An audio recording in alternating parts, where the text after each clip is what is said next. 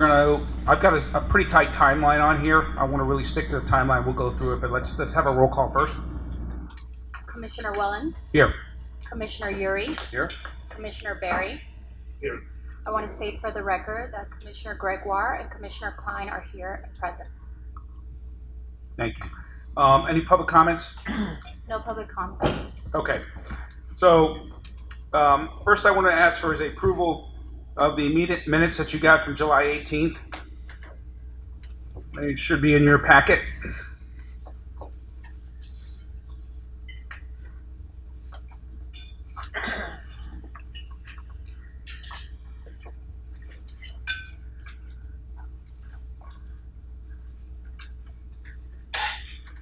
So moved. All in favor? Aye. Okay. I've got 9 topics on the discussion. I've got them timed out, and I'm going to try to stick to a very, very tight schedule here. The first item is board resources. As you recall, at the last board meeting, I believe, we created a board liaison. Patricia reports to the board. What I think we need to do is really create an office of the Board of Commissioners so that it has its budget, it has resources. I think that the board liaison's role is growing, and I think it's being defined, and I think it's too early to determine all what it is, but I do want to establish a budget. I think we're going to consider adding an assistant in this committee. I think in speaking with Patricia that the amount of work that she's doing and the things she's doing, I think she's going to need an executive assistant to work with her. So I want to get that as part of a budget and create this formally where I was there last night. It's a nice office. She's got some space to work. But I think this is going to be a very useful and helpful resource to the board. I want to talk about staffing, at least initially, is adding an assistant to that department. And then we could talk about additional resources that we think we may need. And that's the point of what's on here.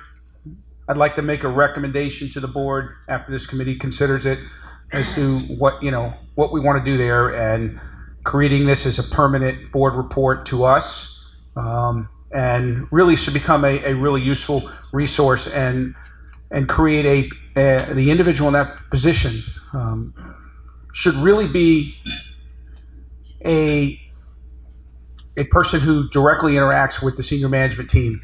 So if one of the board members asks Patricia, who is running that part of it right now, to gain information and go see the CFO or the chief operating officer or the CEO, that person should be considered as if we're asking. I think the skill set will develop, the product will sell. I think if we can create communication, additional communication and cooperation and get information, I think this is going to be very, very valuable. So that's why I have it on there, is for a discussion about that. I believe right now there would be 2 people in that role, in that position, a director and an assistant. I think the director position, I think, should probably be elevated from I'd like to discuss possibly elevating that position to an exempt employee, since it's a direct board report, and should be an exempt as opposed to an hourly employee. Executive assistant, we've had some brief conversations, probably in the $40,000 range. Someone that's got the ability to do some of the legwork, some of the preparation of documents for the board, assistant preparing the books. So that's what my thought process is, and I'll open it up for any discussion from any of the board members on this committee.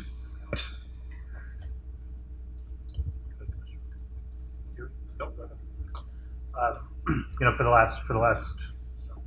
last month or so, I've been supervising to some degree the work of Patty, and I'm amazed at the amount of work that has to be put out from just the scheduling and the minutes and how cumbersome and complicated. And at some point today, we're going to talk about maybe some rules around meetings and setting agendas that can be memorialized, because I've watched the chaos. I do think it's a point in time, and that it should come down. The amount of time that it's taken should come down with some better organization and oversight. I want to make sure anything we do in this arena doesn't create another side to this stuff we were talking about earlier. I want to make sure that anybody that Patty is part of, Patty or whoever, whatever we end up doing here, that this group doesn't end up being an obstacle to what we want. I don't think it will be. So I do think there needs to be some definition, not just for this, but when we talk about executive management, we were talking about that earlier.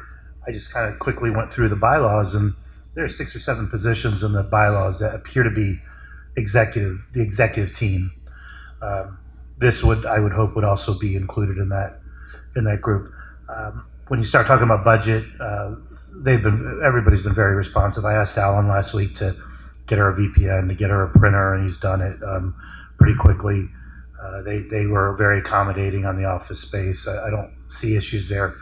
I do think we need to have some rules in place as to how meeting agendas are set. It's kind of chaotic at times, and it needs to be a legacy. I've said this a couple times to people. By 2022, you'll have 7 other board members here, because it doesn't seem like Broward Health holds on to their board members very long. Whatever we do, I would like to leave for the next group, so they're not having to redo all of the things that we're doing. This organization's been around for 80 years, and some of the things we don't have sort of shock me. So everything we do with the light on it, I hope that we're doing it knowing that it's going to continue that way, but that when we talk about teams, the people we hire and the people that we put in these positions understand the team isn't by reporting. The team is Broward Health, and they really need to kind of understand the same way we do. We have some disagreements, all of us. I've had disagreements with Bev. I've had them with Miss Barrett. I've had them with Alan quite a bit. I plan on continuing to do that with him in particular. But in the end, we all know that we're headed in the right direction. We're heading in the same direction, and let's not create a barrier to communication in this process. And I think the point here is to increase cooperation, communication. Being that we're appointed board members, we can't communicate. There's a lot of things that we can't do until we come into this meeting. And in my pretty regular conversations with Patricia, I mean, the amount of stuff that she's doing, it's incredible, the amount of work that needs to be done. She needs help. I think she's working on defining this role, writing a book as to what the roles and responsibilities. So in the future, somebody could step into that role if she ever decided to leave us. Hopefully she doesn't. But creating a very defined workspace. And I think it's only going to help us. Transparency, cooperation, communication. And if we can free her up to do the really tough stuff that the board needs and the information that we're requesting, and we take some of the administrative side off it, I think it's just going to make us more productive. So, I mean, from a budget standpoint, I mean, we don't need a lot, we don't have to create a full budget. I'm suggesting that we want to add 1 position. We want to balance been great. It's given her the resources we needed. But I think that, we want to just sort of memorialize that this is an office that will go on for forever. I think it's a good addition to our team. So, anybody ever have any? When you have additional resources. I left that in case anybody had any questions or thoughts or things that they wanted that they thought that we would need if we need to budget for them. So I left it there for. I certainly agree with you on Miss Alfaro. I think I don't know how she doesn't get overwhelmed. Sometimes I go into her office and it looks like a paper factory exploded in it. She's responsible for collating all these and getting us the advanced copies, and then I'd like to see her in a little more executive position and have someone to assist her with these kinds of ministerial tasks.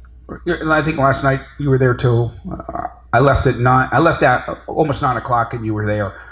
So yeah, she needs help, and I think again, I want I'd like to make a recommendation to the board that we move her to to an exempt role, so she becomes part of the management team. I think she's got the skills, capabilities. She has been very proactive at trying to go out and learn our website, to take over the board of commissioners web portion of it. She wants to learn on the 119 stuff, the sunshine laws, interacted with legal, with finance. So I think we need to give her resources, let her go. I think she should be participating with us when we go out to visit hospitals, but she can't do that if she can't leave the office. So two things. I want to move her to an exempt. I want to recommend we move her to an exempt role, but with a salary commensurate with what she's making now on an hourly basis plus the overtime. I think we just got to work that out, and I'm sure we can make a recommendation. And secondly, get the authority to offer to have her hire an assistant to work for her, an executive assistant, because I think that would help as well. And additional board resources. I think we talked about getting her a computer for offsite. I don't think she could do it unless she's exempt as an hourly employee. Is that correct? Right. I think you need to be an exempt employee. I think we worked that out. Yeah, that's we're getting a VPN? We're getting a VPN. So good. And like I said, Alan's been very, very good at whatever she's asked to provide. We want to build this out so that it becomes an additional resource to Broward Health, not us against you guys. You're gonna have to figure out how to all work together, but that's what my plan was. So is that in the form of a motion? Well, let me. I wasn't able to stay and participate, unfortunately, in the discussion that led to Mr. Alfaro's role. I did mention that wasn't my suggestion. It wasn't something that I felt was the right thing to do, but it was the will of this board, so it's fine. I do want to stress that, and I'll say this to you, Ms. Alfaro, the teamwork element is paramount,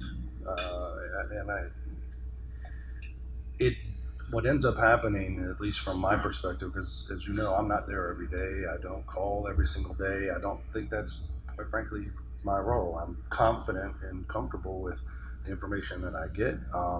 But when situations arise where there's a clear lack of communication amongst the team, okay, because we are all on the same team at some point here, right? That takes a ding to my confidence level, and that means, okay, well, now I've got to spend some more time. I got to roll up my sleeves. I got to ask, more questions, and I'm happy to do that. But it's not. I don't know that it's necessary if we can get on a better routine of communicating. I don't have any qualm per se with raising Ms. Alfaro's status. What I don't know is from a policy perspective, and we've already been through this earlier today because we got 8 gazillion thousand policies. I don't know I'm assuming we have some policy for what's, certain requirements, and I didn't hire you, so I don't know if you're a management and you're exempt, you have to have certain education, you got to have certain years experience. I don't know what the policy is my point. There may or may not be a policy. I just want to make sure that in good faith, we're not going down the path of changing, recommending that this board takes action that ends up being in violation of some policy, because then we look like a bunch of goofballs. I think it's a job description. And we're working on. I'm sorry. We're working on a job description of the responsibilities and duties. The board created this position. This person reports to the board. Eventually, it's going to probably have to be amended in the bylaws as an additional board report, I presume, and that's something we can take up in governance at some point.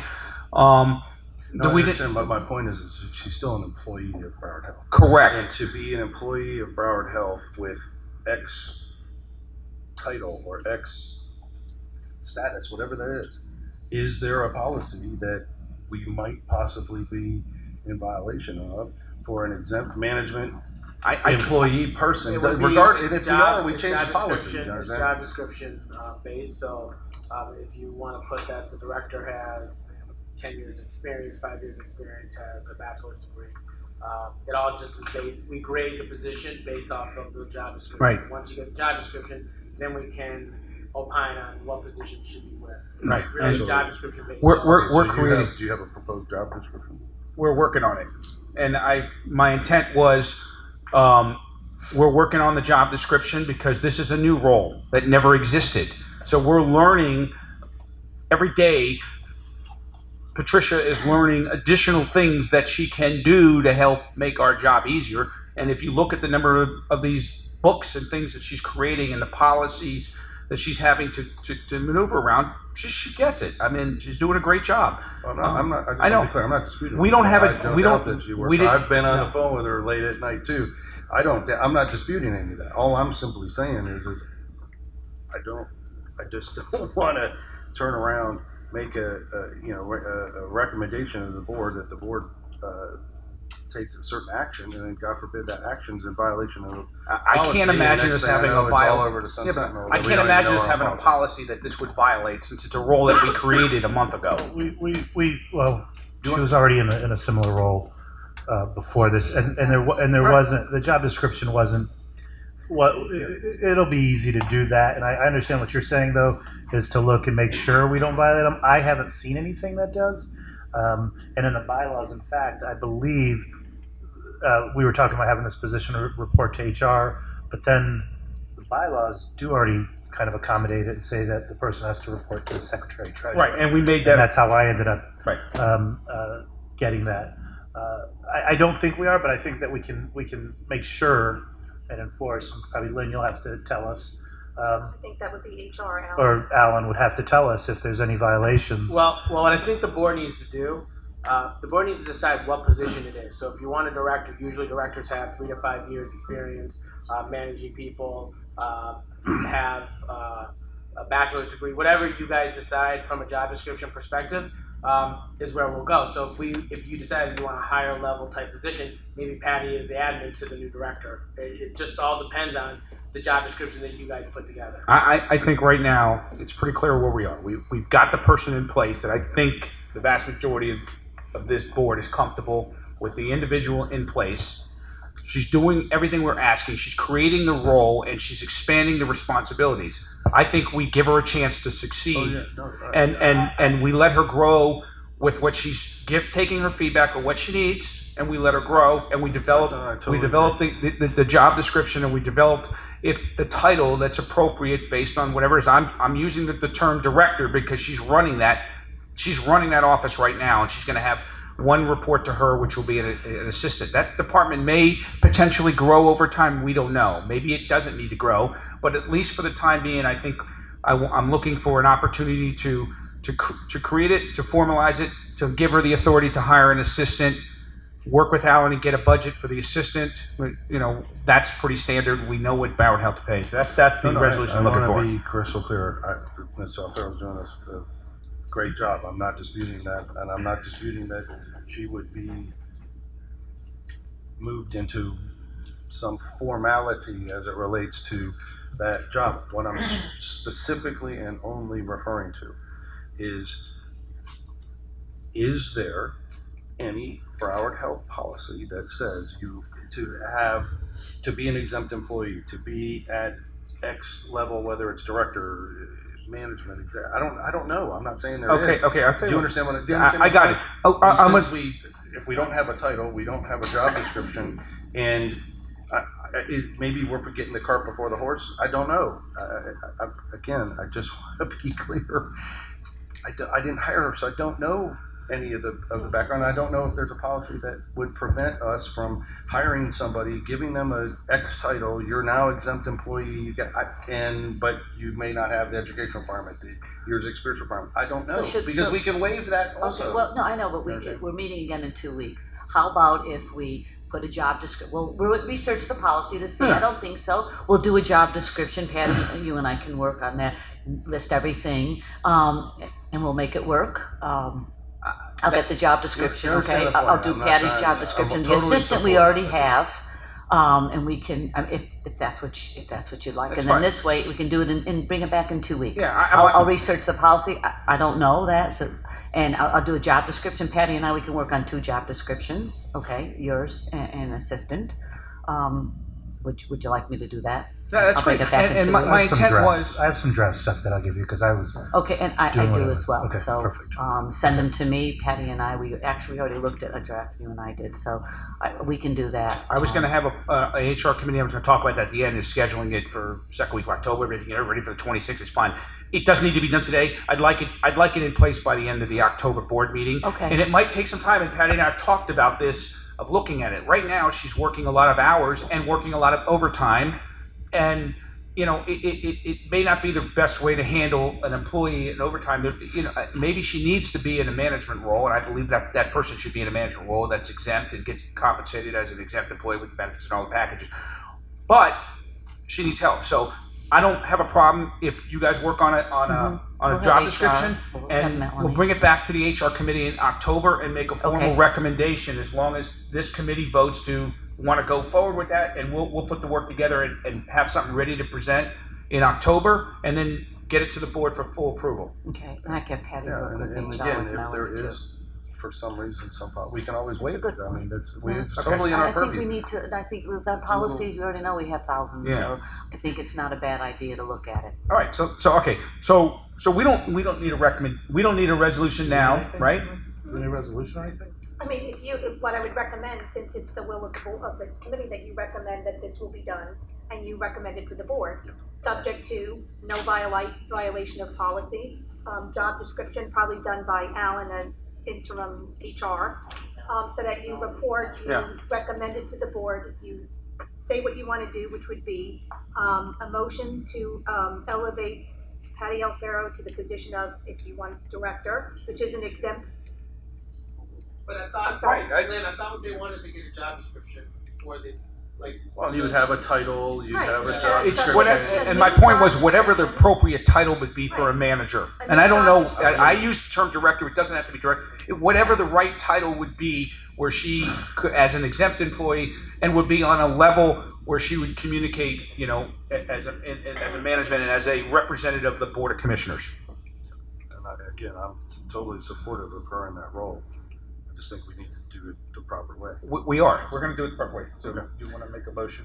I'm gonna make the one you were starting, if you could read that. So I can- Make a motion to recommend to the board that Patty Alfaro, a board report, position be elevated to an exempt position, with a new job description, a budget, and the ability for her to hire an assistant. That's my motion.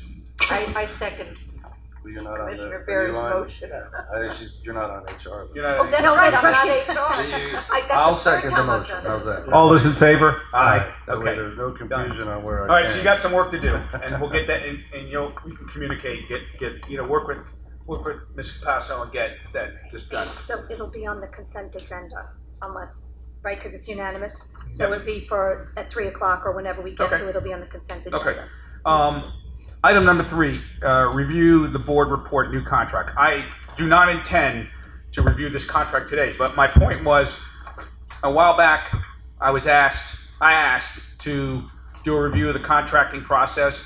One of the things that Commissioner Berry figured out when he came on the board is that our contract was dated, was old, and needed to be updated. And this is a first draft of the contract, which I'm presenting to the committee for the purposes, and Ms. Barrett has been working on this with outside legal counsel Correct, on legal lawyer. appointment lawyer. This is a first draft. We're not going to review it today. I want to take it. I want to come back in a couple of weeks when we have our next meeting, and we will, if you have any comments, have them ready, or give them to Ms. Barrett, and in October we can hopefully get this contract approved, and this will be the new template for Broward Health. Any contract employees for Broward Health that report to the board or I assume it's only senior management that would have contracts. This would be the That's the way standard it's template. been in the past, it was just the board reports, but compliance didn't have a contract and neither did audit. It was just the CEO and the general counsel. Right, and so now we have a compliance officer that reports to the board, an interim auditor which reports to the board. I think these individuals should be under contract. These are critical roles and people that we have made a commitment to, and I think for our own benefit, this could be a contract in which we will put in place for them. But once the board approves it, so right now I just want everybody to know they've got it. This is a draft. If you have comments or thoughts, get them to Ms. Barrett, and at the October meeting, we'll bring this back and hopefully be ready to adopt this. And just to clarify, it's generic. Yeah. It's not meant for the CEO, the general counsel. It's just a generic template that you can customize in accordance with whatever role you seek to fill. Just, I know we'll talk about it the next time. Is there a separate non-compete agreement, or No.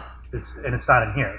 If the board wants it, that could be put in there. That's something that I would like to consider as well. Right. You're only talking about 2 positions, right? Well, 4 positions. Technically 4 positions Okay. right now. Okay. Okay, so that's right. Let's move on to the contracting processes. A while back, this was something that I committed that we would come back to, and I said we'd come back to it in August. It was a discussion we initially started several months ago after Ms. Capasso was hired. I asked the then Executive Vice President of HR to give us the contract process of how we go from a board report candidate to the contract, because it was very vague as to what it actually was. And we had a long discussion, and I said we didn't need to deal with it now because we didn't have a contract that was up. I believed at the time Ms. Barrett's contract was coming up. I knew that we had Nick that needed a contract, and the interim auditor needed a contract at some point. So I think Commissioner Uri asked if I would bullet point out what I thought would be a better process, and I was pretty clear that I didn't want to do it as my own. I'm not going to act alone, but that I would be happy to bullet point out what I thought was a more comprehensive, more transparent contracting process. I want to walk through the bullet points, and again, I want everybody to think about this, and we're going to come back in 2 weeks, and at the same time when we have this HR committee the second week of October, I hope everybody has comments and thoughts and have thought about it, and we'll come back and we'll nail this down with the template, and I plan on making a recommendation for both of those to be adopted to the board. So the first step, what I think should happen here, and this is just my bullet points, and it adds additional steps to what was on the original flow chart, is the North Broward Hospital District Board of Commissioners appoints a special committee for the purpose of contracting a board report. So we're not talking about a CEO of a hospital, we're talking about just a board report. So the Board of Commissioners would set up a special committee. There'll be 3 members in that committee. It will be and for some reason it's not on here, but it should be the chair of the HR, the board designee, a 3rd board member, could be an officer, it doesn't have to be an officer, and the VP of HR who would be in place. They would be the 4 members of that committee. 3 of them would be voting. The VP of HR would not be a voting member since they're not a member of the board. The special committee, in my thought, should then immediately call its first meeting. And that should, probably happen within 2 weeks of the special committee being formed. So we've done it. We go out, we do a search, we interview candidates, we select a final candidate or 2, and we want to move to a contracting process. So that special committee would then meet, and the first action would be to develop an action plan for going from the candidate selection to the contracting process. Yes. Well, Lynn, can this be in the shade? Because you don't want to do a contract negotiation with you don't want to give what you're going to negotiate. You see what I mean? So if you say we want to offer them, Can't do it. I don't think you can do it in the shade. You cannot do it in the If shade. you offer with $750, then basically the person's going to know where you're. Well, I'm just, you don't. You can't do it in the shade. I do not believe that was You cannot the research do it I in did, the and you shade. could not do it in the shade. So the second step 2 would be review a current contract template, which we have, to make sure it's appropriate. Number 3 would be establish contract parameters. By the time we selected a candidate, we would have known what the contract parameters are. We would kind of have a salary schedule or a range and a range of benefits. And that's how we've done all the other hires. When we interviewed for the CEO, we interviewed for the internal auditor, we kind of had a range. So we would establish contract parameters in the committee that would be appropriate. And the 4th item in the first meeting would be the VP of HR would then, after that meeting, individually brief all of the members that are not in that committee, right? Within a week of the meeting. So everybody has the same information from step 1. So within 2 weeks of that meeting, the board designee and the VP of HR would then set up a meeting with the candidate could be the next day, just as long as it happens within 2 weeks, and meet with them and talk about the initial verbal offer and gain any insight if the candidate has any special requests or modifications that they want, or we have special requests or modifications that we want. They would talk about it with the candidate, and then we would come back and hold a second meeting. The special committee would hold a second meeting, discuss how that meeting went. If there was no special modifications, then we could vote, the committee could vote whether they want to proceed to contract with the individual. And you'll see the steps in there. If approved, the special committee will recommend to the VP of HR to input all the contract terms and get them on the system. And then that contract, once it's done, would go to legal for review by internal and external counsel. Once that counsel, internal and external counsel, if we choose, reviews the contract and says, yes, this is within good form, the VP of HR would then, again, brief all of the commissioners that are not on that committee within a week of that. So everybody's in the same boat. On the other hand, if there are modifications or changes that need to be made or requested, additional time off, we need to do something different that's not standard, then the VP of HR and the designee would come back. We would have another committee meeting, and they would report back to the committee. The committee would discuss it, look at the metrics, the merit, what they're asking for, and we can have an up or down vote. Yes, this makes sense, and we can recommend to move forward. Or B, we could say, no, here's some alternatives. Or C, we can decline to move forward if we just have a modification or a request that we just can't meet and we know we're not going to get the contract. We can choose to move on to candidate number 2. But in the event that there's a counteroffer, then again, the same process. The VP of HR and the designee would go meet with the candidate, bring the counteroffer, discuss it. If they accept it, come back and report it to the committee. The committee would accept the terms of the counteroffer as long as they're in place. We vote on it. If we're going to move forward, we then go to the contracting process, and we would follow the same thing. We would go to the general counsel and outside counsel. If they review it, then we would send the contract to all the board of commissioners and the candidate, for the candidate then to have the final contract reviewed by their counsel, should they choose. And that would be about a 20-day period for review. So we would give the candidate 20 days and the board of commissioners 20 days to object to the final contract. If it comes back and they say, we accept it, we sign it, then they notify the chair of the HR committee, the board chair. We schedule it for the next board meeting, no sooner than 14 days, no more than 30 days from the time that they accept the offer. And, oh, you okay? That's okay. And we have our candidate. The point is, I want a very tight timeline where things get done in a specific time frame, where we have 2 weeks or 20 days or 14 days, and everybody knows what the process is. This whole process could take 2.5 months to 3 months at maximum. It could potentially be quicker, but at a minimum it would be, a couple of months, couple of meetings, and that way it gives the board, the public, and the candidate ample time to assess the job, assess the compensation, review the contract, and everybody would be fully aware of what's in there before we ever get it to a vote of the board. Again, this was my first attempt at it. It's just bullet pointed out. It's not meant to be a final.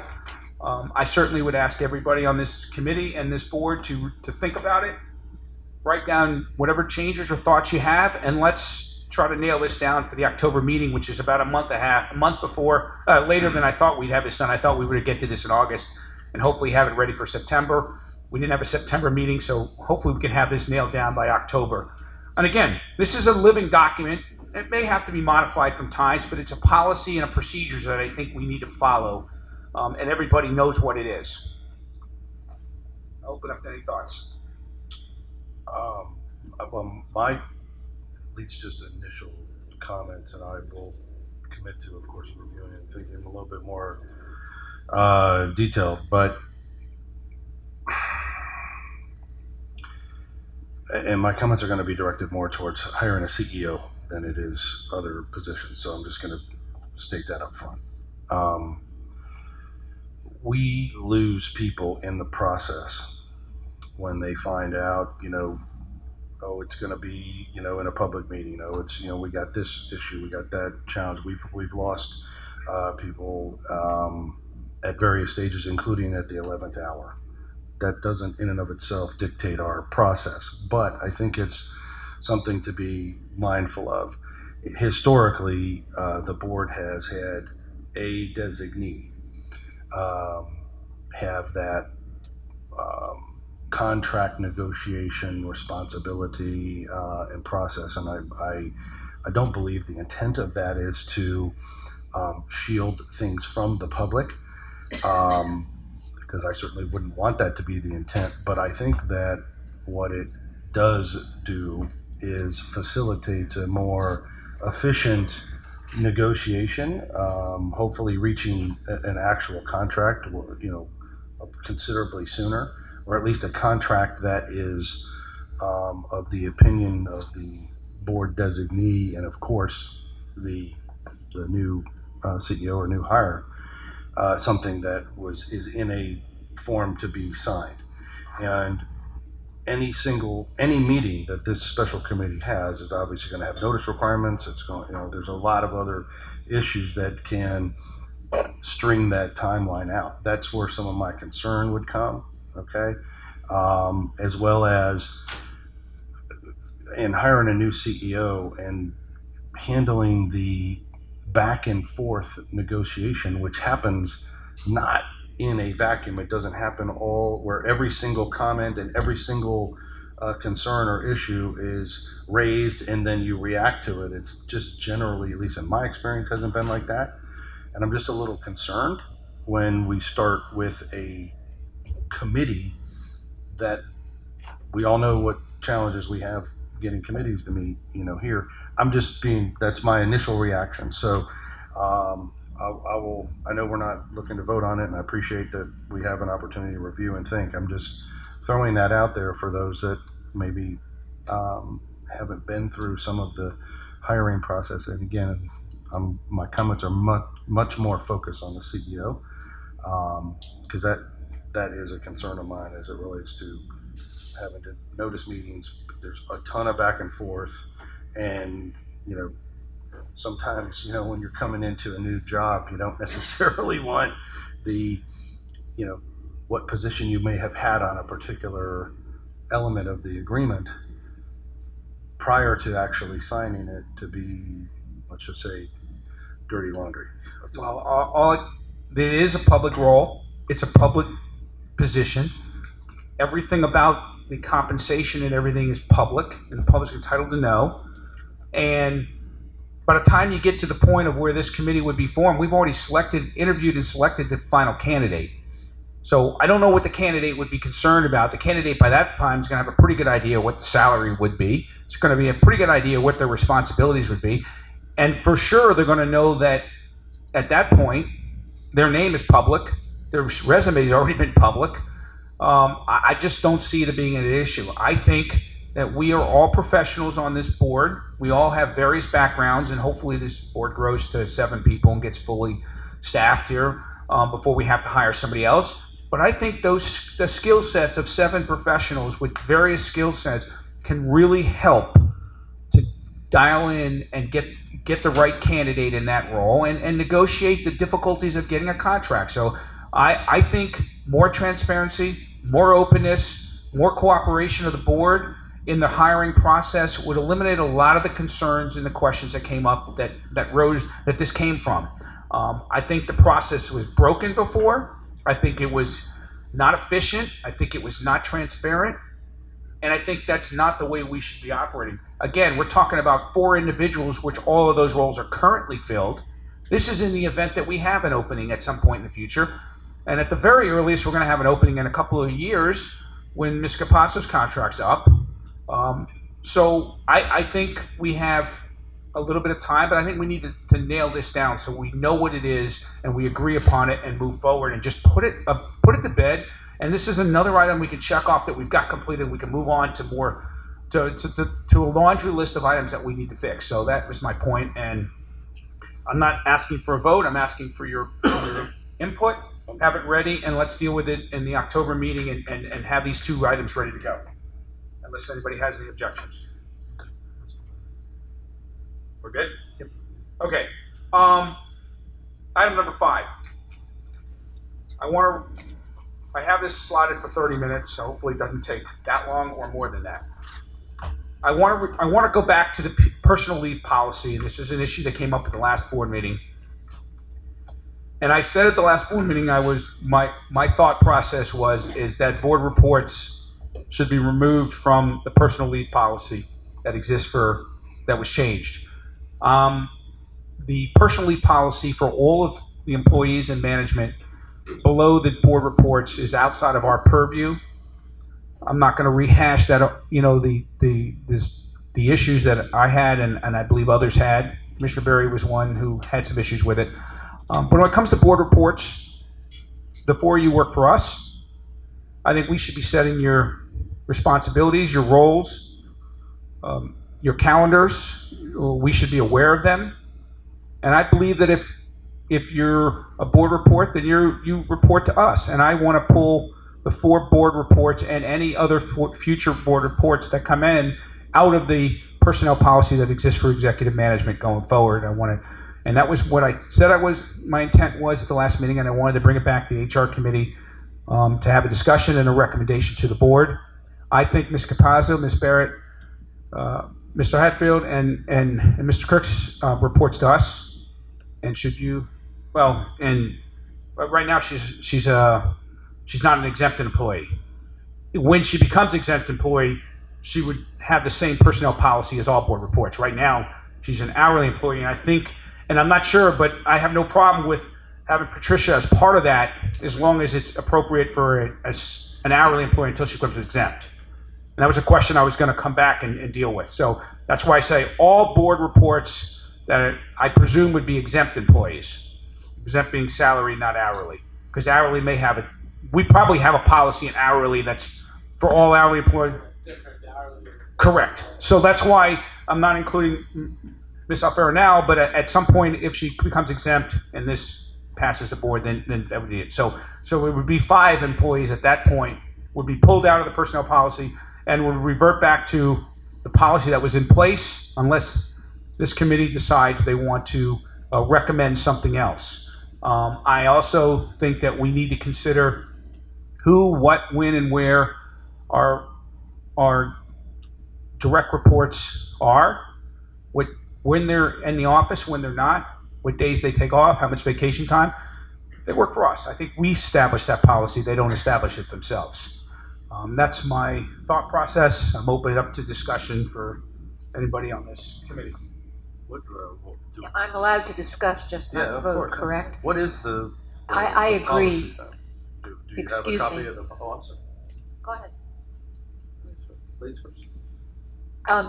Ms. Barrett already gives me her request for time off, and I think it works very well because I know when she's going to be here, when she's not going to be here, where she's going to be if she's not going to be here, and I appreciate that because frequently I need to reach her. So I agree with you, but I can't vote. And again, I don't want you to say that it's not a matter of the direct report calling the chair of the committee to report to and say, I'm taking next Thursday off. This is I think a more defined position, and this is that the board reports do not have an unlimited time off policy that was put into place in January by operations and executive management team. They changed the policy for all managers, and that's fine. That's within their purview. We discussed it, we hashed it out, we talked about it. But I think just these 4 individuals should be reporting us, and we should be setting the policy of what we expect from them from an hourly commitment and a full-time employment status.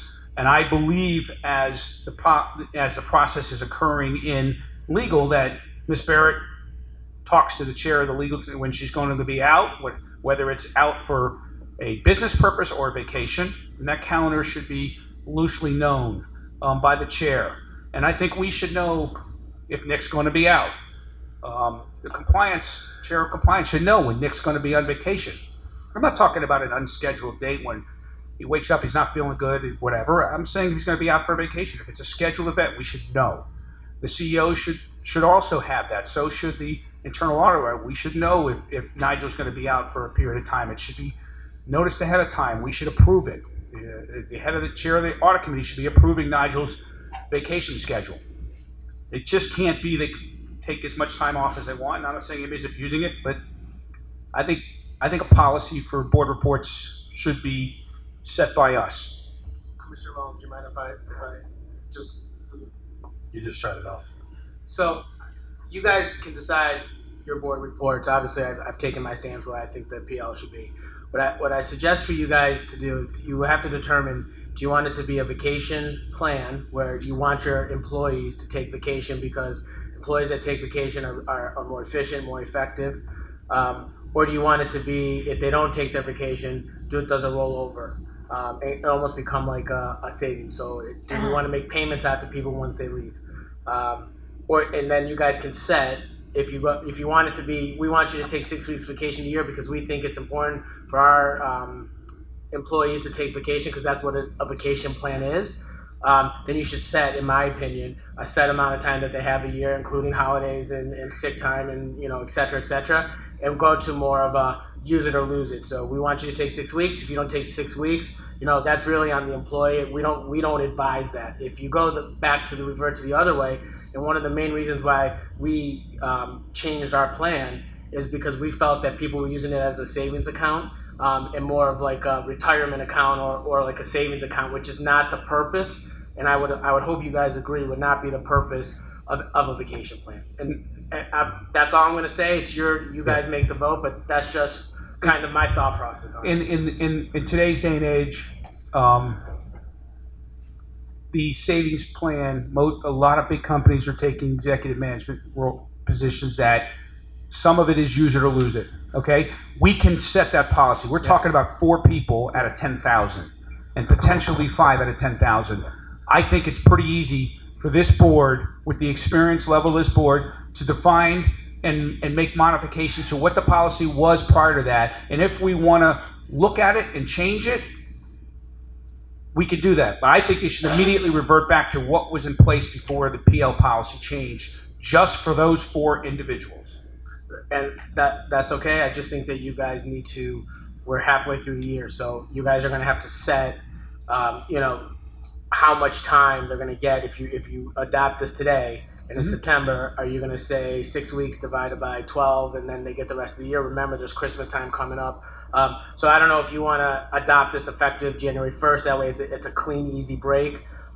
It's no harm, no foul. And then starting January 1st, which would be nice because it would coincide with kind of her contract year. And that way it's just an easier implementation. It's going to be hard to determine. Does Lynn get 6 weeks? Does Bev get 4 weeks? It's going to be kind of different for me because mine is mid-year. So okay. Well, I'm just saying January 1st is an easier implementation. Most benefits are January. Yeah, January. It's just an easier implementation, in my opinion. Now, once again, you guys make the decision. I'll tell you the only issue I have is that there's 2 people with contracts and 2 without. I've seen one contract. I've never seen the other contract, and I'm sure if I asked Ms. Barrett, she would provide me a copy of that contract. I think we could look at that. I think we look at that, but again, if you go to January 1st, that means that Ms. Barrett's contract is halfway through the year. I'm just saying January 1st is right. January 1st, in my opinion, is the beginning of our vacation year for all the employees. But January 1st may be just an easy way to. But it might not coincide with the way the contractual obligations are with the 2 people that are under contract. I think we should revert back to what we had. And if we need to make a modification, or we need to make, this board can decide to do what it needs to do to make sure that nobody's totally disadvantaged. We're talking about 4 people. Yeah, That's if it. you do go that way, then you need to determine a set amount of how much time at this point that each people on the board are entitled to on their vacation. That's why I just thought January was easy. It's just a fresh start. Yeah, but it's not a fresh start. Well, it is for all your board reports because January is the beginning of our vacation I year. don't think so. But That's hold my on, contract. because like for example, Nick and Nigel may have not taken vacation and they've been saving all their vacation to the end of the year because they've been waiting for Christmas and New Year's, right? Maybe Beth took her vacation early in the year because she was going to work Christmas and New Year's. So if you just say, listen, we're going to keep everybody where they're at. Obviously, don't abuse it. And January 1st, whatever we revert back to, that may be the easiest way to do it. It's kind of going to be hard to determine what the vacation plan is. That's all I'm saying. And if you don't want to do it that way, then you're going to have to set for each one of the commissioners, each one of the board reports at this point in time, how much vacation time are you going to give them to the end of the year? Because it has to be fair, because it was unlimited up until this point. So they weren't thinking, hey, I don't want to take vacation. I need to bank my time. But with 4 people, that would be easy enough to do, wouldn't it? Figure out what has been taken and. Well, it's, But then you don't have one policy. but the point is some people were taking it in the beginning. So, like, I'm just saying, January 1st to me is a clean. You would have the policy, you just would have to customize it over a short period of time. Right, you could look at what the policy was. If the policy said 6 weeks, okay, we've got 1 quarter left in the year, we're making an adjustment, you'd have 1 quarter of 6 weeks left, and we could modify that policy for the time being. I don't know, we could pretty easily figure that out. We're talking about 4 people, but only 2 that are actually technically under a contract. And that's all I'm saying. You have to set those times. If you're going to go that route, you have to set it, and it has to be the same for everybody. So it can't be, well, Lynn can't say, and Lynn, I'm just using you as an example. I can't say, well, I didn't take any vacation here, so I should get 5 weeks. And Bev says, well, Bev should get 2 weeks. Like, it has to be, in my opinion, the same for everybody at this point. Well, maybe I'm It's not based on the just a contract. little old school. I Not really. guess I don't know. These folks report to the board. I mean, if they aren't getting the job done and they're not, I don't know. I can say this: in my role, in my position, in my firm, the buck stops here. You know what I mean? If my firm isn't performing, it's all on me. Okay, and sometimes that means I don't get time that I'd like to take, and so on. So I think we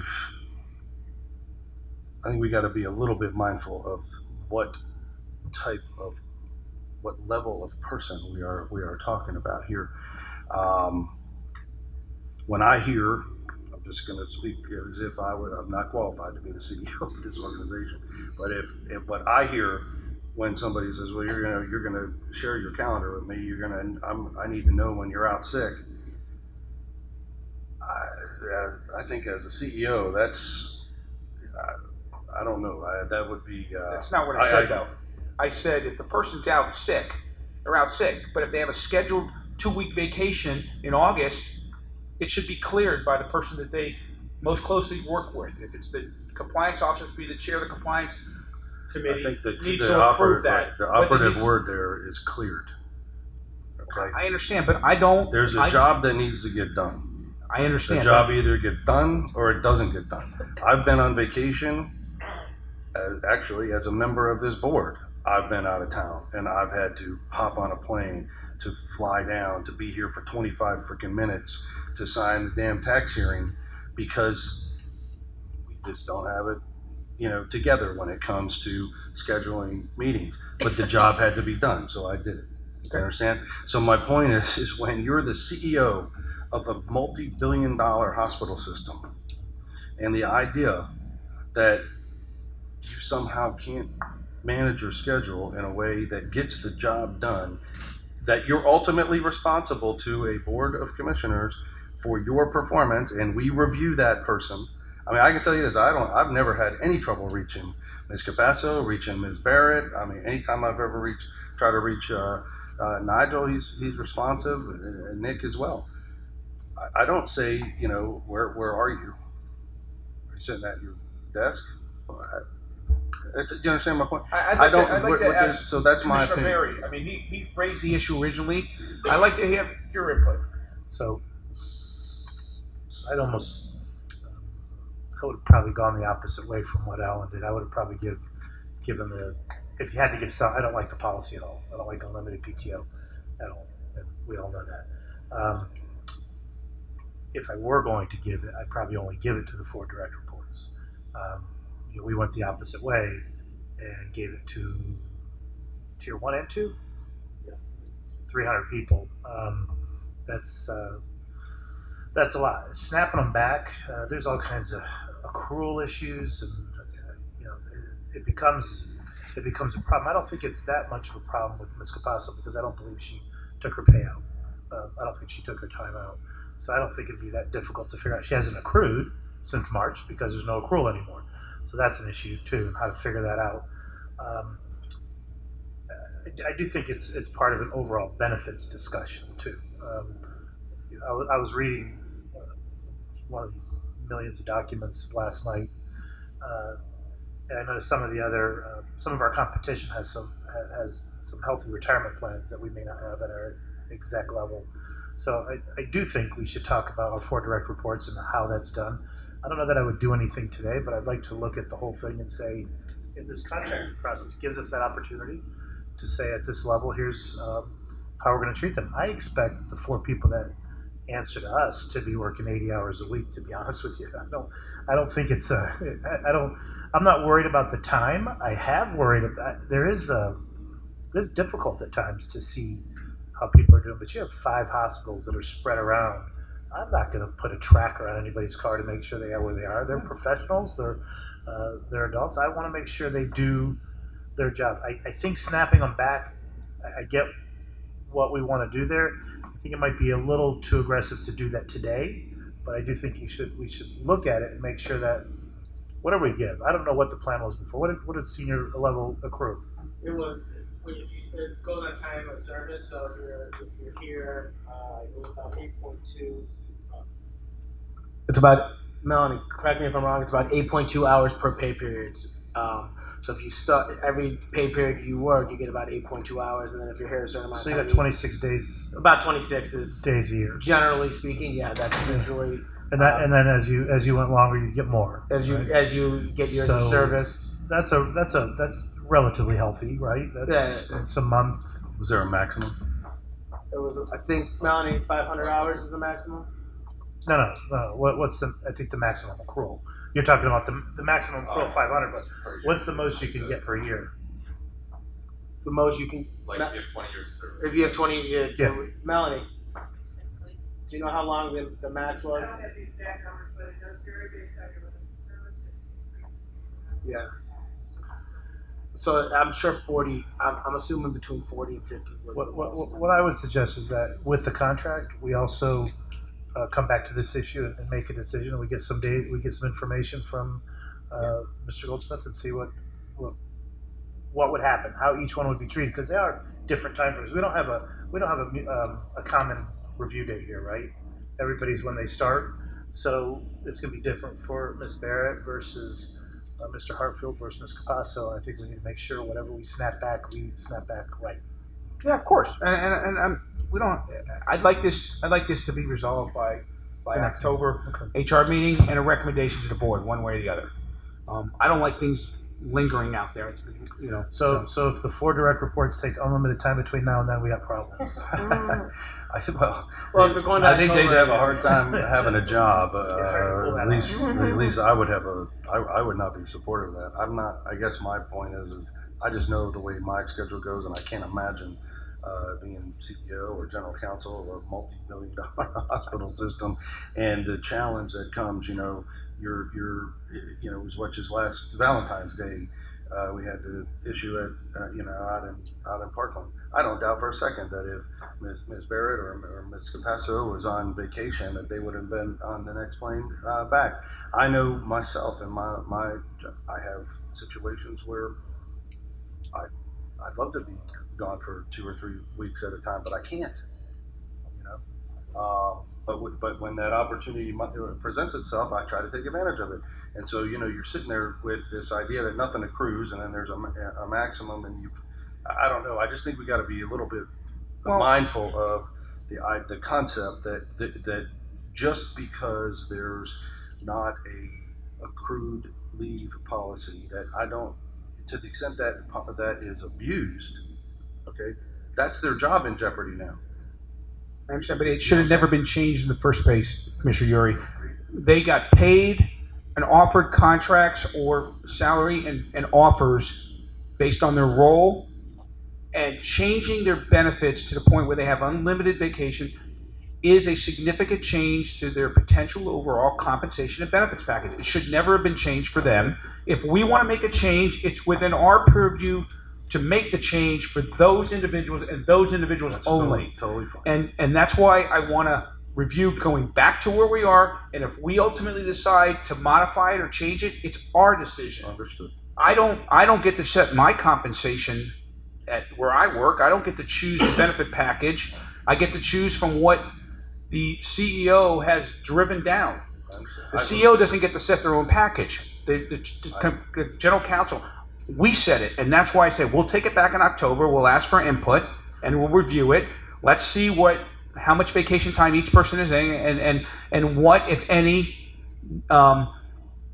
negative impact it would have on those 4 individuals, and we'll make a decision in October. And if we choose to do something differently, it should come from the board, not from the staff. I don't disagree. I don't disagree with the Okay. communication should have been different, but there are a ton of studies out there that talk about the concept of banking vacation, not taking vacation, and having issues with productivity and so on. But we can cap the amount that you can bank on an annual basis and force vacation time on those individuals. We could say you can roll a week or 2 weeks of the 6 weeks, or a percentage of it, but not allow them to roll all of it or none of it. We can decide that, No doubt. and that's what we should do.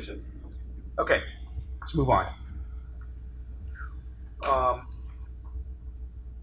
I want to. 6 and 7 are kind of related, and they're not related. One is I asked Melanie, are you here? Yeah. How you? I asked Melanie to join us today. I think right now we don't have an effective leader an actual leader, not an effective leader. I'm going to take it the wrong way, Alan. We don't have. I don't want that to go the wrong way. What I meant was we don't have a head of HR at Broward Health. You're not getting any better, but keep going. Alan, as the chief financial officer, has been helping in that role and overseeing some of the HR. I think personally, Alan has way too much on his plate to worry about HR. Now, we are going to talk about an action plan of how we're going to hire a new HR, but I asked, to get input from Melanie, because I think she's probably been there longer than anybody else in HR, of who's left in that department, what the capabilities are, what you're currently doing, and what additional responsibilities can you possibly consider taking on and relieving Alan as the chief financial officer, who's probably the wrong person to be in that role because he's got enough going on the financial side. And I understand why he's doing it, trying to keep us abreast and in the loop, but maybe we have additional skills that we can take some of the responsibilities off on a day-to-day basis until we hire somebody. So that's why I asked Melanie to join us today and talk a little bit. So as a point of reference, and I think Melanie will agree, she's running the day-to-day, everything that has to do with HR. Every decision, every leader goes to her. All I'm doing is just, I'm a liaison from Melanie to me and then to Gino and Bev as for decision making. Melanie, on a day-to-day, and you can ask her, is basically making all the decisions. That's really what's going on. This is, I hope, a very... Well, I'm assuming you didn't just decide you are going to take over in the interim. No. Your boss Beverly said, I'd like you, Mr. Goldsmith, to take on this additional responsibility until we find somebody to fill that role. Right. Well, Gino took over medical center when we didn't have a CEO. Right. And I felt that, as part of the team, our resources are only so much. I did work in HR for 3 years when I started in healthcare, so I have generally a pretty good idea on how it's supposed to work. I'm not here to question whether or not Ms. Capasso made the right decision. Where are we in the search? That's what we're going to talk about. Right. So Ms. Capasso, you're going to be hiring a senior vice president of human resources. Yeah. Where are we in that process? That's item number 7. We'll get to it. So do we want Melanie to speak first, or do you want to go to 7 and then we'll have Melanie? No. So we posted it internally right now. Right now, Can you come to the up microphone? Come on down. Thank you. So the internal posting, our plan is to internally post it, correct? Correct. Okay, and then that's supposed to be Monday? That will be happening on Monday. It'll be live by this coming Monday, correct? Okay. When you would say internally posted, who views that?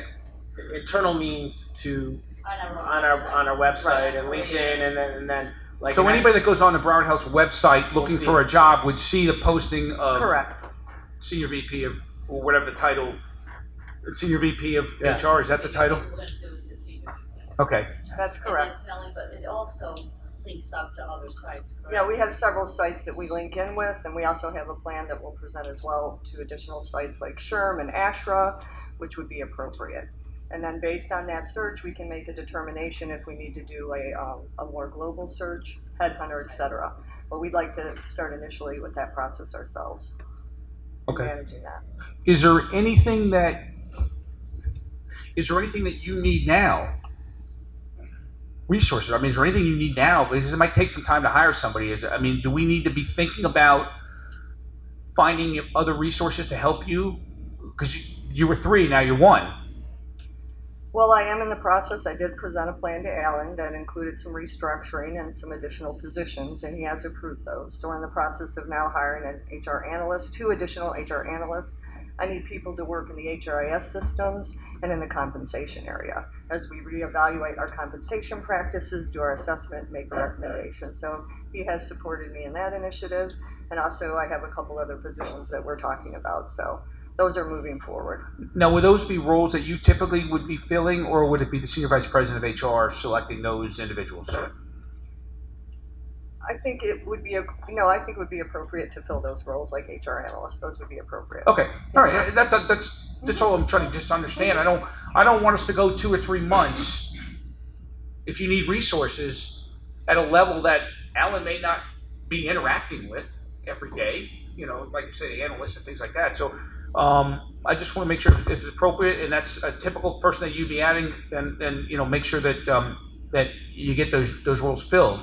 I don't want to have a backlog of problems in HR, because I think if you look at the landscape of corporations, most big problems internally come out of HR. So that's the last place that we want to be understaffed when it comes to dealing with individuals and the liability that exists when issues are not addressed. So I would hope that you'd feel comfortable reaching out to us if reaching out to me and attend our meetings going forward until we get somebody. And I would like input from you in the next meeting is, how it's going and issues that you're having, as I would get from the Senior VP of HR if that person was in place.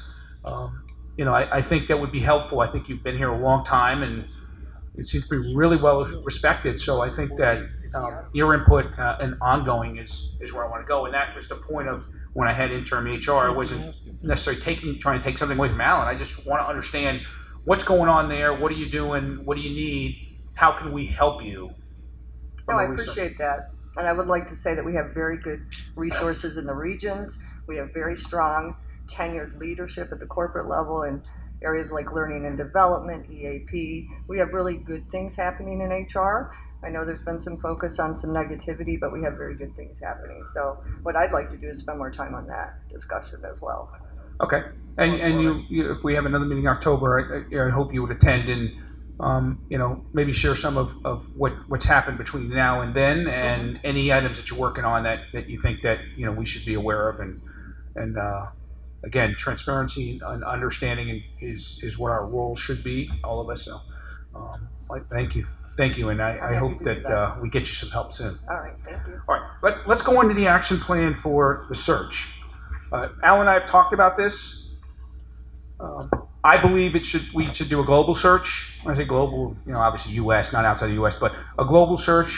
I think we ought to consider a top-notch healthcare executive search firm or an executive search firm who has the ability to attract from all over the country. I do think we should go outside of Broward or the traditional individuals we've used in the past from a search standpoint. I think this is a really critical role with 10,000 employees, 2,000 physicians, lots and lots of HR issues. Every day in the paper you see more and more problems. They always seem to revolve around individuals that work for companies. I think you got to have the right dynamic, really, really smart people in HR. I think it's as critical as the chief financial officer, chief operating officer, CEO. I think having the right person setting policy, and I want to look outside of our traditional sources and do a global search across the United States and find a super talented HR person who's ready to step up and run this organization. And that's what I'd like to do. I'm open to your thoughts, Ms. Capasso or Ms. Goldsmith. But Yeah, we feel the same way. We have been having procurement work on a way to hire an outside recruiting firm. We're trying to, instead of doing an RFP, we're looking to see if there's already been a publicly bidded out in other organizations that we can use that bid. And I'll have a full report for you. I don't think we should wait till the next HR meeting. I think if I can get it to procure correctly, I would hope that you guys would give me the autonomy to before We're not managing you. Well, So but it's ultimately, if I'm correct, Ms. Capasso will be hiring this person. Correct. You guys are in charge of employing whatever process you're going to employ. Okay. I think Commissioner Welland's input I share that. I think their role is very important, but ultimately, you're in charge. You'll make that decision, and we hope you pick a wonderful person. I would like to ask to be consulted on and abreast of who we ultimately select from a search candidate. If we go to hire an executive search firm, I want to know who it is, how we got to them, and I want to know what their process is. Okay. And again, you're hiring the person, Ms. Capasso. Person's going to work from you, but I want this to be as transparent and as have reaches across the United States and try to find a super talented person. I can't believe that we can't find somebody from a Fortune 100 company that's ready to step up, that's in an executive role, but not running. And we can hire somebody really talented who may have very vast experiences and can really add to your leadership team. So I would like to do that. And as with the CEO of the hospital, I'd like to talk to your candidate, as Gino had set up a couple of interviews for me in the past. I'd like to talk to the person before we make a final offer. Hopefully meet with them when they're here for their interview.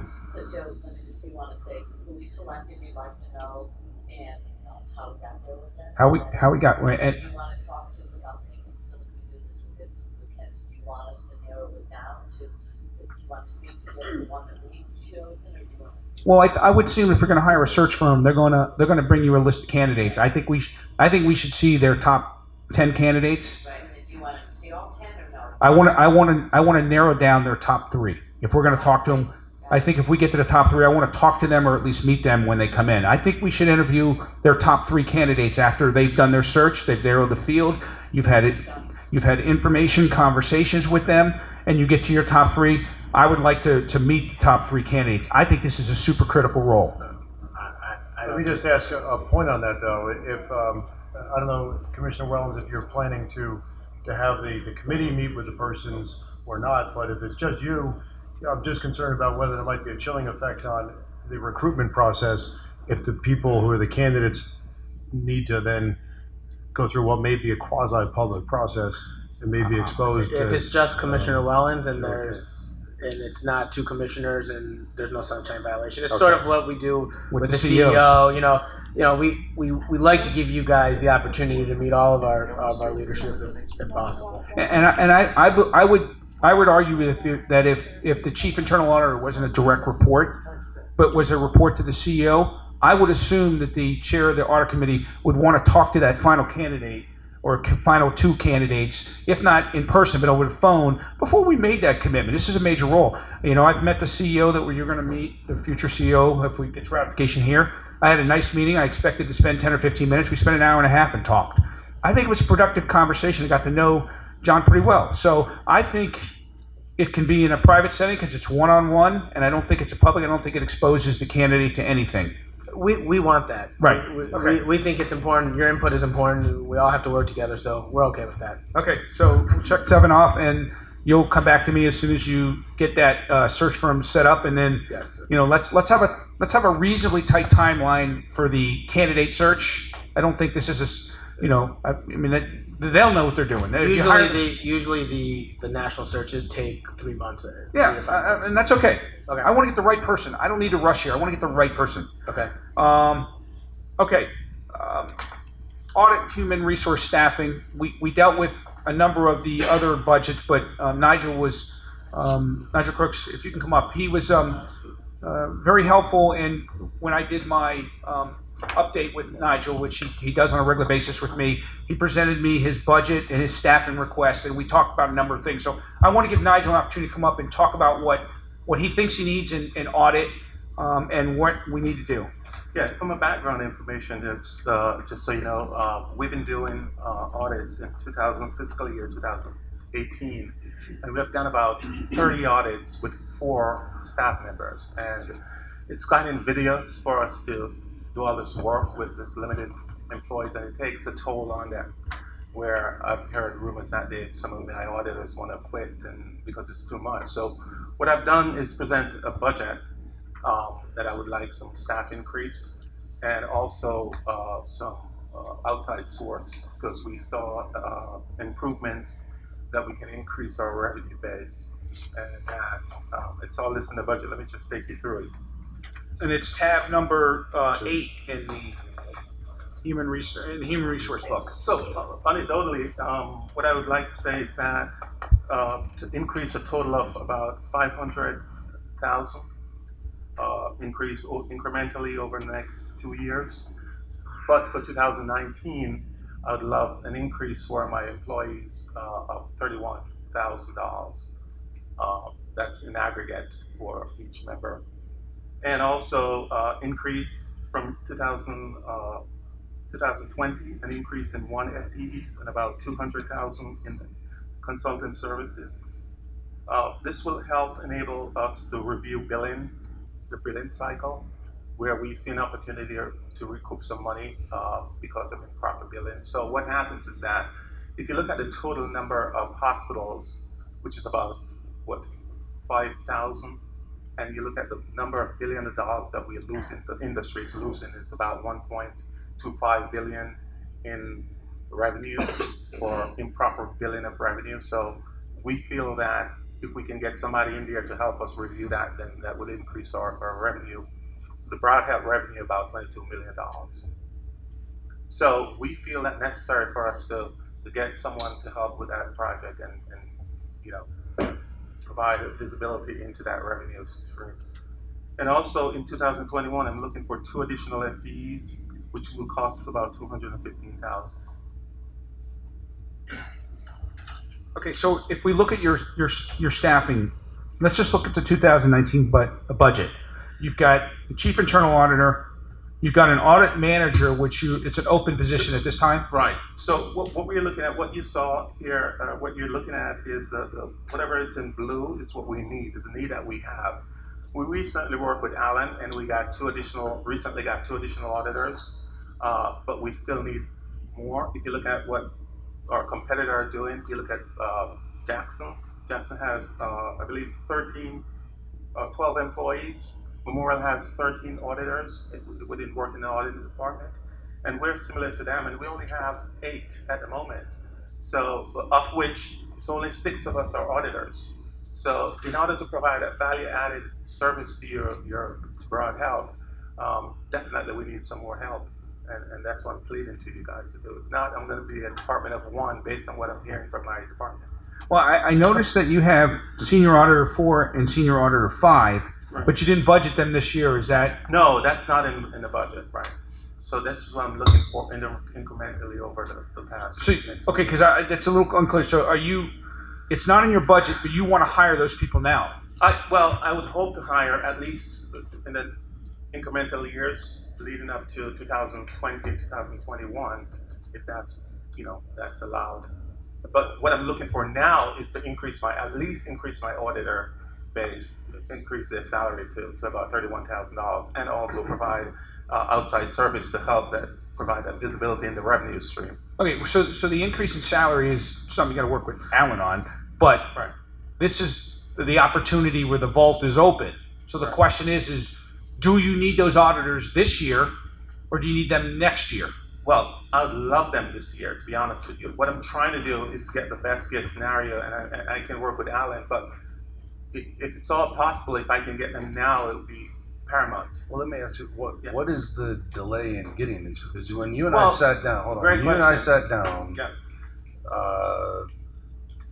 God, I don't know if it was quite 2 years ago, but it's been a Almost long about time. a year ago, yeah. Okay. Yeah. You had this exact same discussion with me. Yeah. You are slotted 8 FTEs, as I recall. Right. You have 5 positions filled. Right. Right. And you were looking for 3 people. Right. You mentioned to me that there was some audit software that you felt would be very helpful. I think it was like $50,000 or $55,000. And I said to you, I'm sure if you went to back to Alan and said, listen, let me give this software a shot. I'll take one of my FTEs off.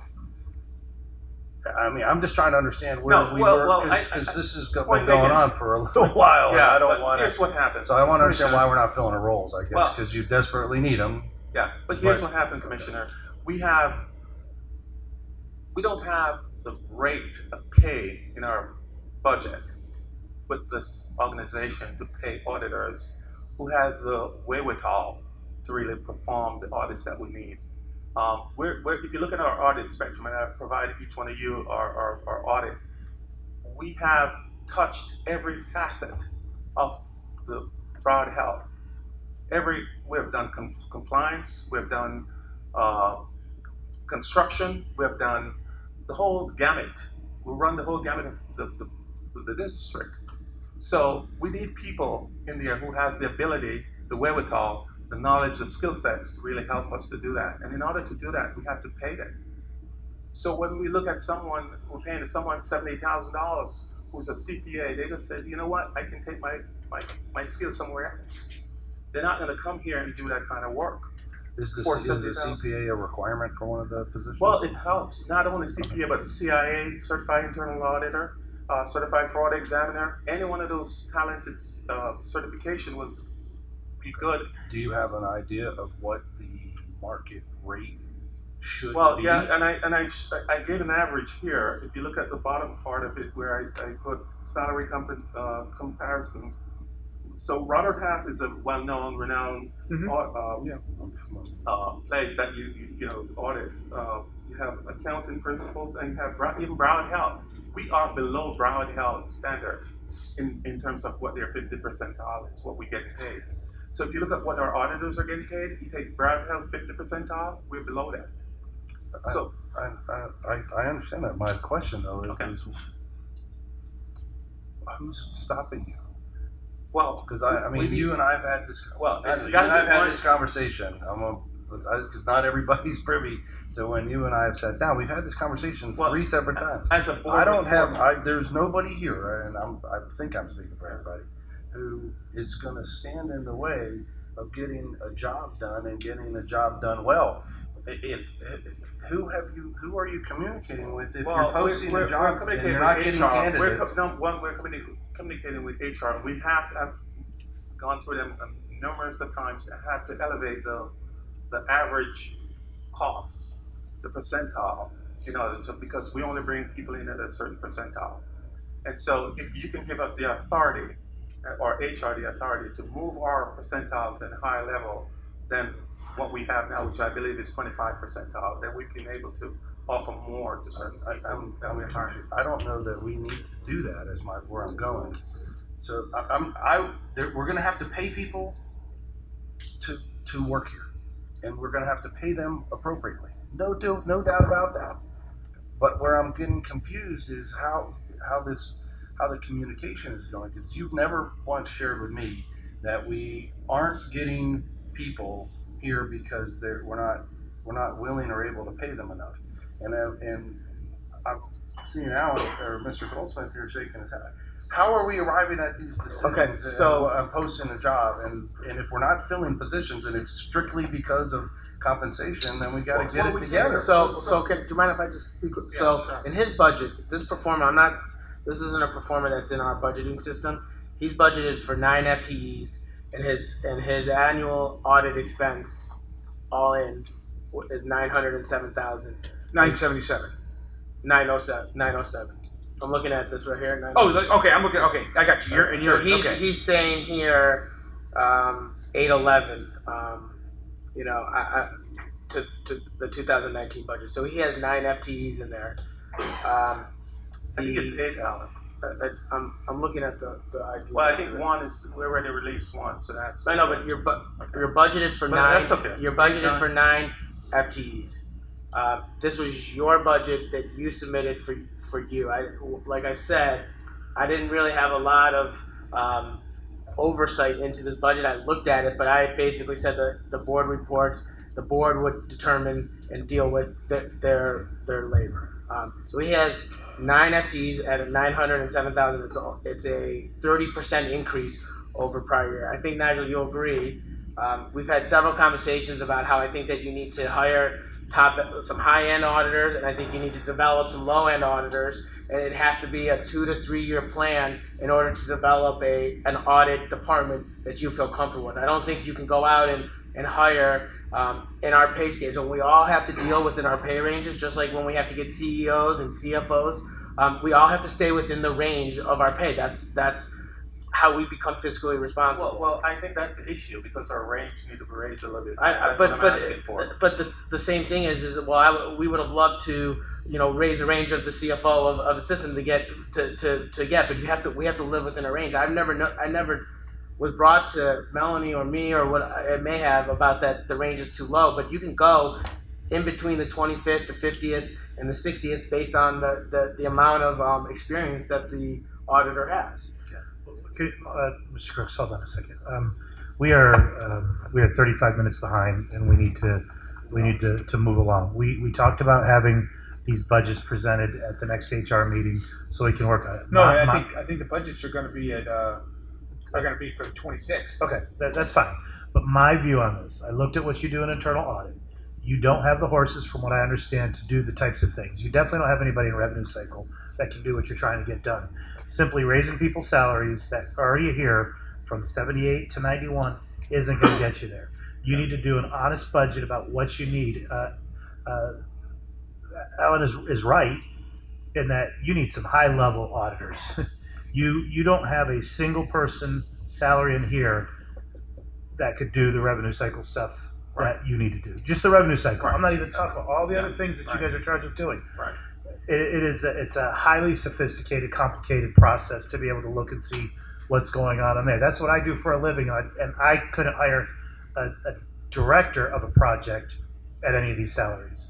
So you're trying to get the most you can out of this. I think you, for our meeting, need to come back with a budget that says, here's what I need, regardless of the people in the positions today. Well, that's what true. do you really need?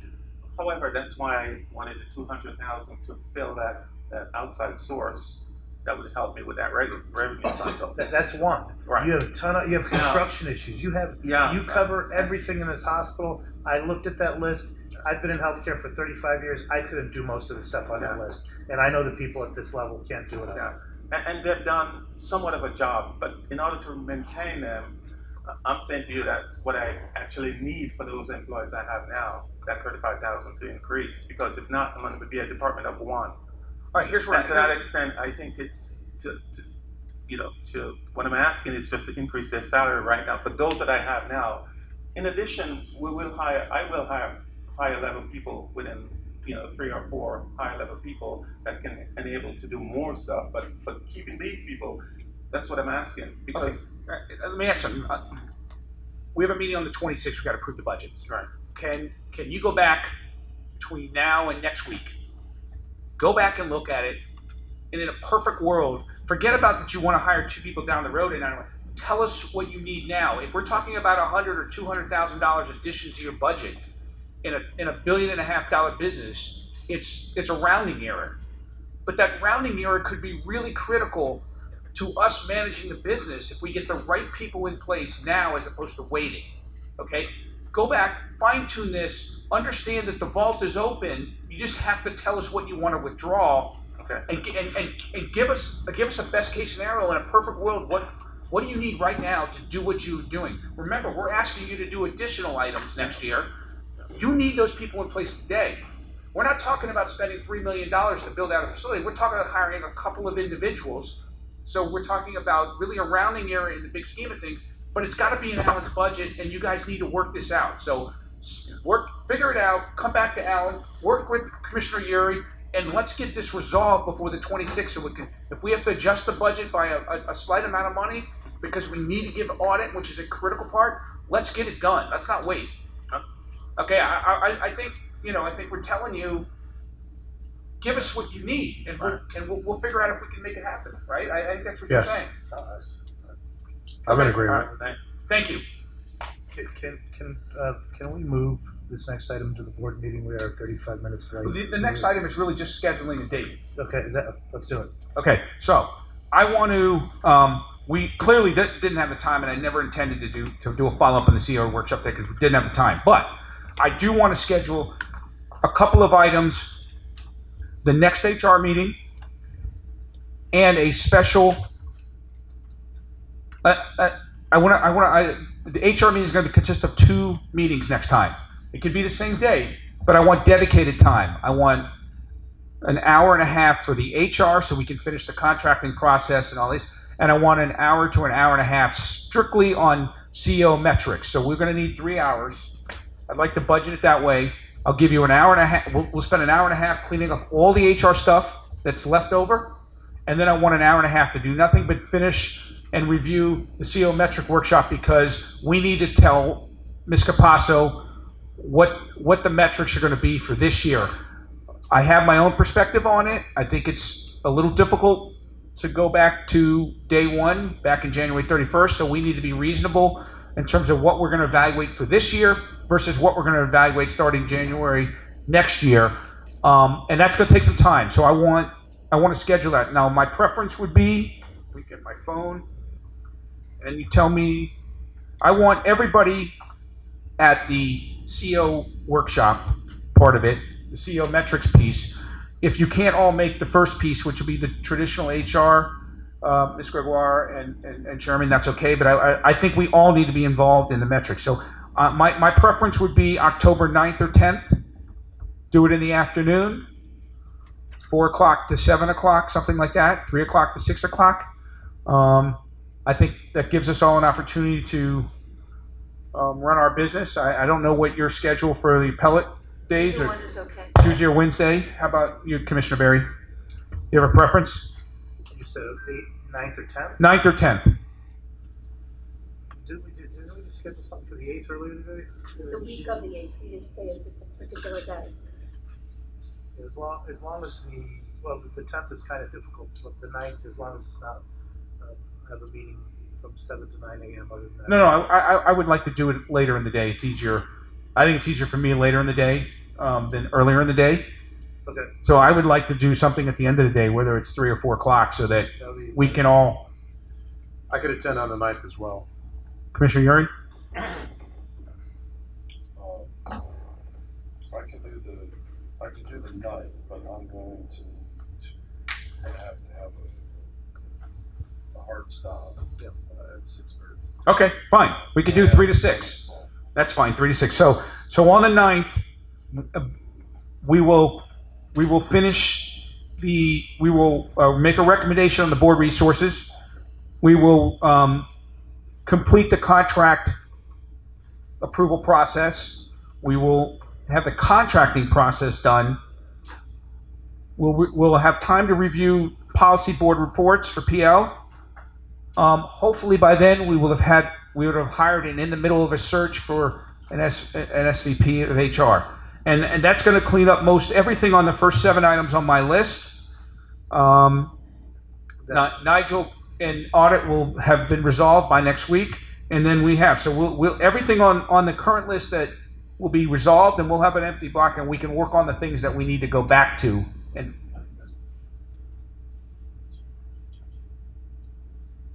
that, we got to go back to that, right? And we still need the tier 2 document, which we are ready to order. Yeah, if it's not ready for the 26th, let's have it here. Let's get it done. It should be ready by the 25th. Discuss tier 1. Okay, but, so I'm gonna, my whole agenda will be cleared as of the 9th, of what's on here, and then we can go back and work on things that we haven't been able to get done. I want to get some of this stuff completed, so, it's just lingering on. So, with that, unless there's any questions, I'll move for adjournment. Oh, you got a question? Go ahead. No, so second, sure. All was in favor? Oh, There may be a walk-on issue, because I was given to understand, I had asked for consideration that Nigel be made permanent auditor, and I was given to understand that it was going to be on your agenda, on HR's agenda. okay. We can address that at full board. All right, that's fine. That's Just to fine. the board? Okay, so I'll move for adjournment again. I got a So second, Chris? All those in favor? Aye. We're adjourned.